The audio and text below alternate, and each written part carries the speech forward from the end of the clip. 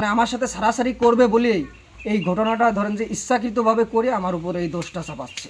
মানে যেদিন এই ঘটনাটা ঘটে সেদিনও আমি নারুয়া কাজ করতেছি, ইট ভাঙা গাড়িতে আমি কাজ করি। ওখান থেকে আমার বাড়ি থেকে ফোন আসে যে এরকম এরকম ঘটনা ঘটছে, তা দোষটা তো তোর উপরে পড়তেছে। তা আমার চাচা রশিদ বিশ্বাস আসে, সে আমার বাবার দিয়ে ফোন করে। আমি ওই দিনে সকালে আমি বাড়ি আসি এবং আমার চাচারা বলে যে তোর উপরে এই দোষটা আসতেছে। আমি আসলে ওই দিন আমি বাড়ি ছিলামই না, আর তারা আগুন লাগাইছি ধরেন যে এইটা আমারে দেখতেছে, এটা দেখলে আগুন নিভাইয়ে তুই আগে আমারে ধরবে, ধরে নিয়ে এসে আমারে আগে বাঁধিয়ে রাখবে। তারা আমারে ছাড়িয়ে দিয়ে আগুন নিভাচ্ছে, আমারে ছাড়িয়ে দিয়েছে আমি বলে দৌড় মারছি। এটা আসলে ফুল বানোয়াট। এবং আমার স্ত্রীর যে পুরাই দেওয়ার ঘটনাটা আপনি বললেন, এটা ফুল মিথ্যা। এটার কোনো প্রমাণ নেই। যদি প্রমাণ দেখাতে পারেন যে তার গার এই জায়গায় আমি পুরাই দিছি, এটা ভুল কথা।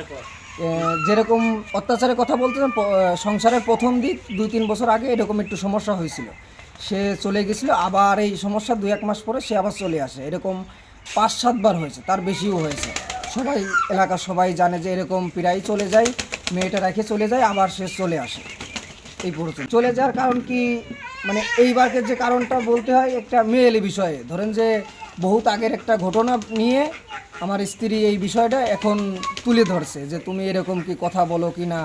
আমি বলছি যে আগে যাই করছি, এখন আমার এটার কোনো নেই। তারপরে আমি ধরেন যে খেলতে গেছি চৌকাছি স্কুল মাঠে, খেলতে গেলে আমার মা বাবার সাথে 2-1 কথা কাটাকাটি করে সেটা চলে গেছে। চলে যাওয়ার পরে আমার শ্বশুরবাড়ির সামনে থেকে তার সাথে আমার দেখা হয়েছে।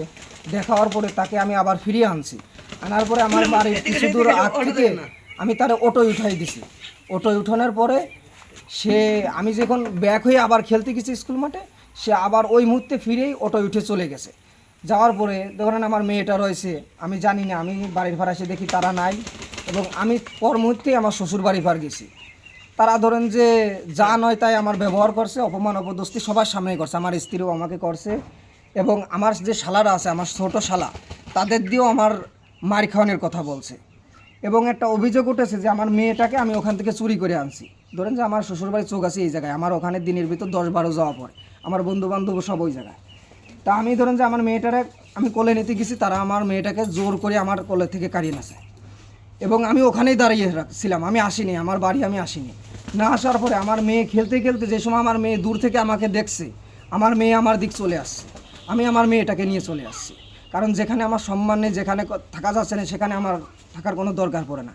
এই জন্য আমি আমার মেয়েটাকে নিয়ে চলে আসছি।